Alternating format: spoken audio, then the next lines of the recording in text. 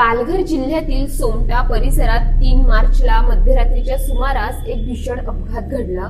मुंबईहून अहमदाबादकडे जाणाऱ्या एका धावत्या ट्रकला अपघातानंतर अचानक आग लागल्याने मोठी दुर्घटना झाली। या आगीत ट्रक चालकाचा जागीच होरपळून मृत्यू झाला, तर ट्रकचा क्लीनर गंभीर जखमी झाला आहे।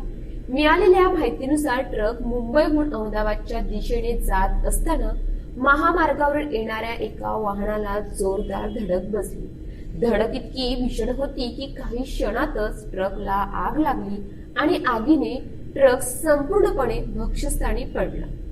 आग इतकी वेगाने पसरली की ट्रक चालक केबिन मध्ये अडकून बाहेर पडू शकला नाही, त्यामुळे त्याचा जागीच मृत्यू झाला।